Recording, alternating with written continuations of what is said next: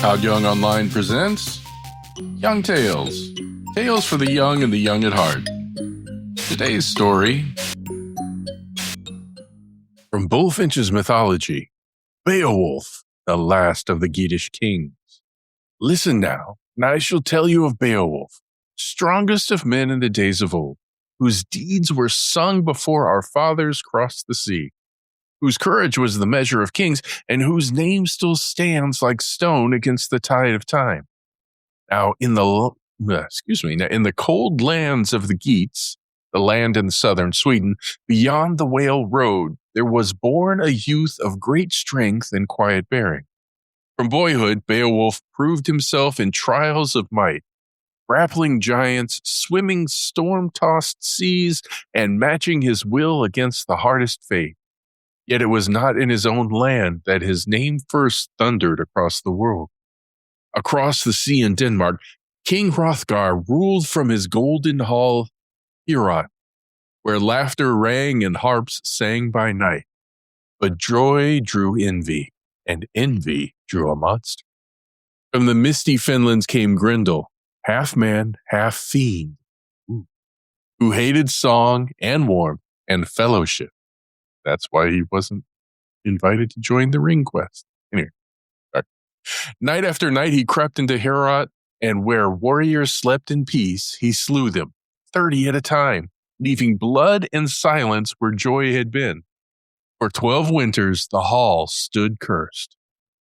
When the word reached Beowulf of the suffering of Hrothgar, he did not boast, he prepared. With a chosen band of warriors, he crossed the sea and stood before the Danish king. "Grant me this," said Beowulf, "Lord Hrothgar, that I may face the monster alone. I shall not bring sword nor shield, for Grendel knows no iron, and I will meet him as he meets others, hand to hand." Hrothgar, seeing the strength in the young man's eyes, placed his hope in Beowulf's hands. And that night, Beowulf lay waiting in Heorot. The torches dimmed, the warriors slept, and then the door burst open. Grendel came roaring in, reaching for his prey, but found his arm seized in a grip like iron. The hall shook, benches shattered, the monster screamed, for never had he known pain. "Flee now, shadow thing. This hall is no longer yours," said Beowulf. With a wrench of terrible strength, Beowulf tore Grendel's arm from his body. Howling, bleeding, defeated, the monster fled into the marsh and died. And joy returned to Heorot. But vengeance walks where blood is spilled. That night, Grendel's mother came, a creature of cold rage and ancient sorrow. She seized one of Hrothgar's bravest warriors and vanished into the depths of a blackened lake. "Once more, hero, I beg thy aid," said Hrothgar. And once more Beowulf answered. Clad in armor, sword runting in hand, Beowulf plunged into the lake and down into the darkness. There he fought the sea witch in her lair, where hunting failed him and only his strength remained. At last, he found a blade forged by giants of old, and with it struck the death blow, breaking her neck and ending her terror forever. Loaded with honor, Beowulf returned home. He served his king faithfully, as champion, counselor, and shield.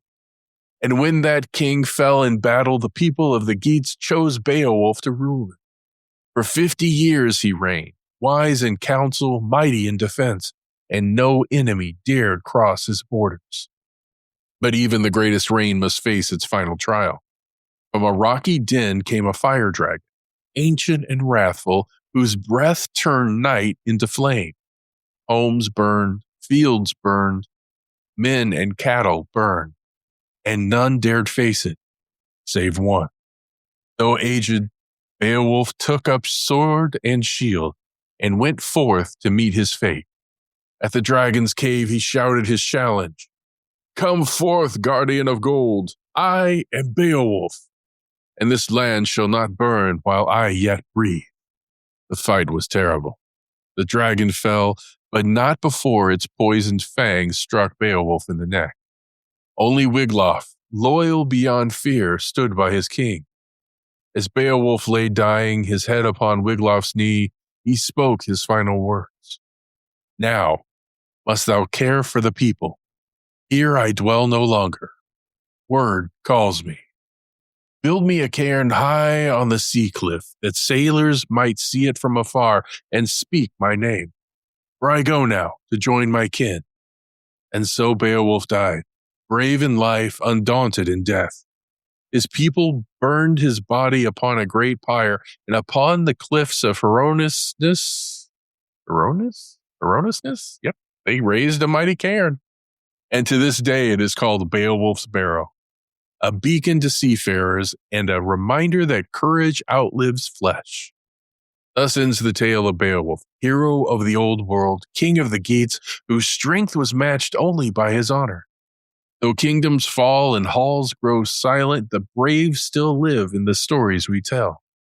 And as long as men face darkness with open eyes and steady hearts, the name of Beowulf shall never fade.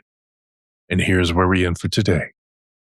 Young Tales is produced and narrated by Todd Young from Todd Young Online. If you enjoyed this, please like and subscribe and join us next time for another story.